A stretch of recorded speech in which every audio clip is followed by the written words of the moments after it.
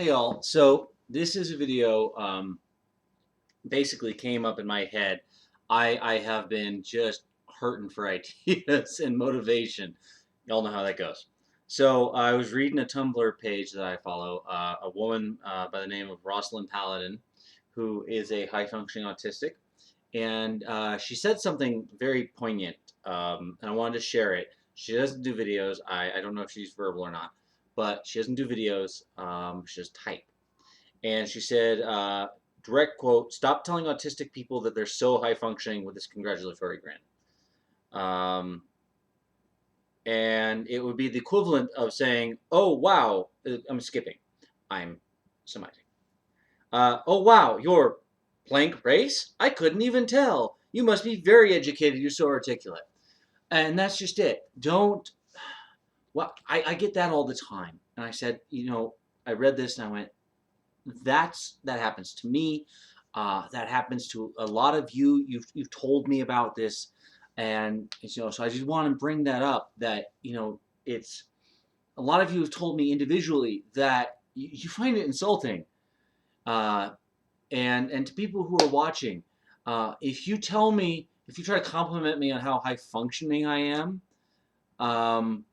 and wow, you must be really high functioning. That's horseshit. Um, that is exactly like looking at somebody of a particular race and you're very articulate. You must be well educated. Um, you're coming to the party assuming a lot, and it's really insulting. I don't know if you think of it that way, but it is. And I encourage you to go to my Tumblr page and find the So High Functioning post and share it. I am going to share it on the Facebook page.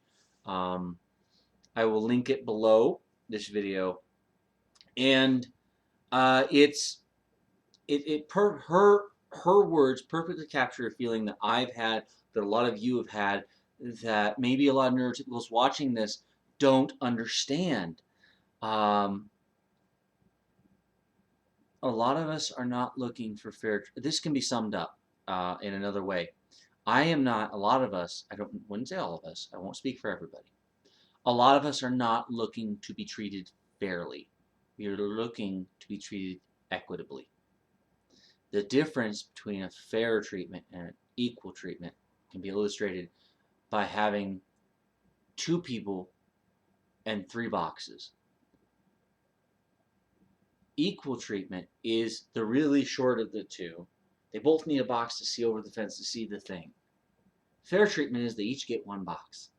Well, now the guy who's just a little short can see over the fence, but the guy who's really short can't. Equal treatment is the guy who's really short gets both boxes, the guy who's a little short gets one box. Now they can both see over the fence. It's the difference between a hand up and a hand out. Okay? We've all been there, and I know you're going to say, well, yeah, this is conservative. Look, I'm talking about long term here. Okay? I'm not talking about the time we were all hurting in our lives, and somebody just came out and said, "Here's $300, and let's hope it saves your ass," and it does. Instead of teaching us how to make $300, look, at that time we needed the money. We didn't need to be taught how to make the money in the future. We need the money right now. So a handout's perfectly fine in those situations. I'm talking about the difference between attitude of fairness and whatnot. Equitable treatment would be you NTs coming towards us as much as we come towards you, or even a little bit. It's like when we make the 1,000 steps that I've talked about, and you don't want to move 1 inch.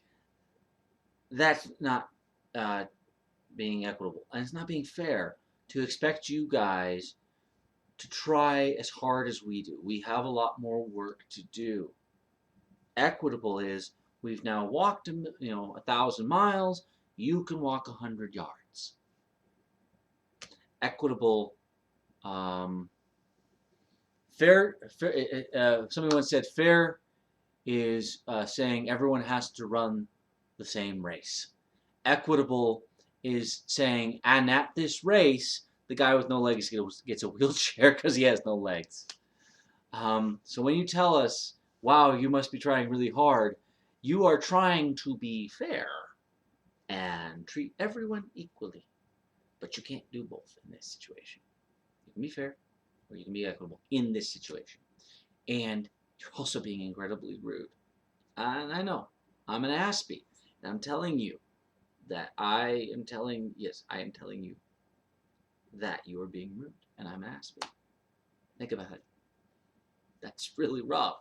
And Aspie's going, hey, dude, that's rude. That's, you know, that's like, oh, what's his name? The head of North Korea, Little Kim, looking at you going, wow, you're so intense. It's a hell of a lot. And she is, my phone, oh, I was having girl time. Rossi really did capture that. Dude, seriously, we're all just people. Treat us as people. That's all we want. I don't get black guys commenting about me going outside in the sun. Oh, wow, you're a redhead in the sun. You must use a lot of sunscreen. You are doing so good. No, they're just gonna know that I'm a redhead in the sun. I use a lot of sunscreen. I live in Reno. It's a little sunny here in a desert. Okay? A guy who can,